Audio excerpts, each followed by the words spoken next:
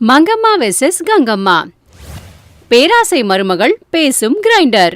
மங்கம்மா ரொம்ப கோவமாவும் டென்ஷனாவும் சமையல் பண்ணிக்கிட்டு இருக்கா.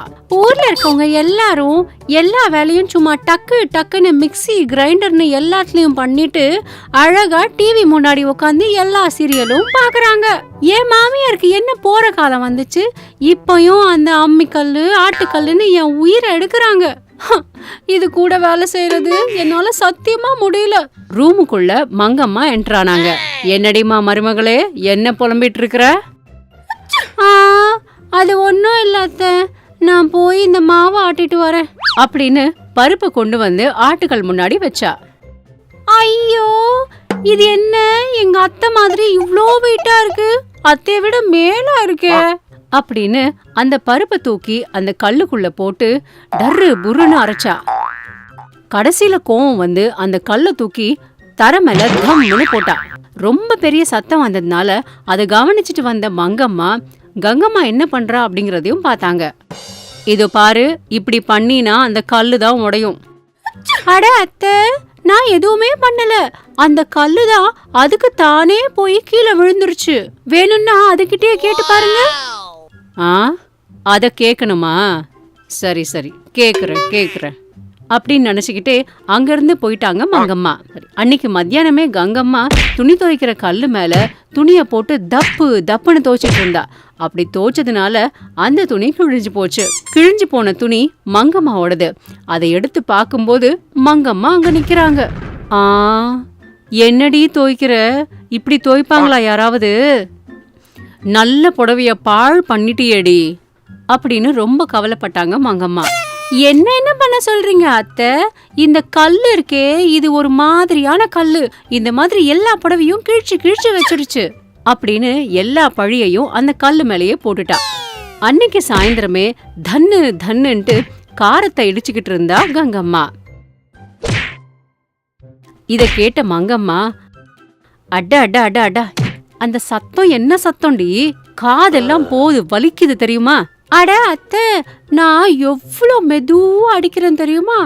ஆனா இந்த உரல் இருக்கே, இதுதான் அதுவே இவ்ளோ சத்தம் போடுது அப்படின்னு சொல்லிட்டு திரும்பவும் ரொம்ப வேகமா அடிச்சா. இது எல்லாத்தையும் கவனிச்ச மங்கம்மா, ஓஹோ அப்படியா சங்கதி, அதுக்கு அதே சத்தம் போட்டுக்குதா? அப்படியே ஆகட்டும், உன் சந்தோஷத்தை நான் ஏன் கெடுப்பானே அப்படின்னு கண்ணை மூடிக்கிட்டு ஒரு மந்திரத்தை படிக்கிறாங்க. அப்படி அந்த மந்திரத்தை படிச்ச உடனே அந்த ஆட்டுக்கல்லுக்கும் உலக்கைக்கும் உயிர் வந்துருச்சு. அப்போ அந்த உலக்க காத்துல பயங்கரமா மிதக்க ஆரம்பிச்சுது. அப்போ அந்த உரல்ல இருந்த காரம் காத்துல பறந்து கங்கம்மாவோட கண்ணுல பட்டுச்சு. ஐயோ எரியுதே, ஐயோ எரியுதே, கண்ணுல காரம் பட்டுருச்சு, ஐயோ எரியுதே, தண்ணி வேணுமே, தண்ணி எங்கடா இருக்கு கடவுளே அப்படின்னு கத்திக்கிட்டே கங்கம்மா இந்த பக்கமும் அந்த பக்கமும் ஓடிக்கிட்டே இருக்கா.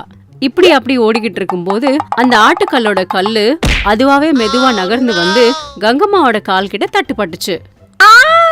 ஐயோ போச்சுடா கடவுளே, என் காலு போச்சுடா கடவுளே அப்படின்னு ரொம்ப பெருசா கத்த ஆரம்பிச்சா கங்கம்மா.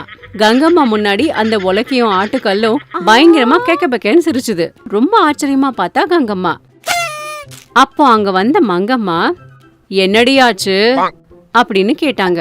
அப்போ அந்த உலக்க, எனக்கு இரும்பல் வந்துடுச்சுன்னு இதுல நானே இரும்பிக்கிட்டு இருந்தேனா, அப்போ அதுல இருந்த காரம் கங்கம்மாவோட கண்ணுல போய் பட்டுருச்சு.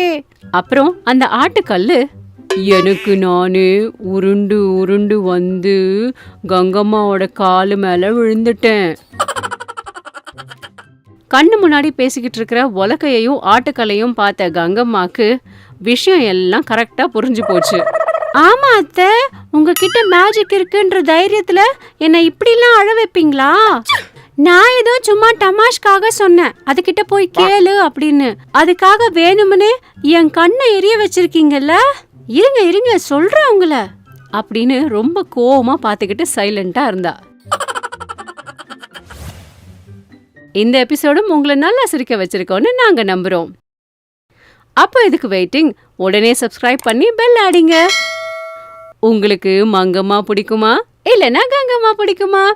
கமெண்ட் மூலமா உங்க கருத்துக்களை சொல்லுங்க. உங்களை குஷிப்படுத்தும் மேலும் பல வீடியோஸ்க்கு பார்த்துக்கிட்டே இருங்க சாச்சா டிவி.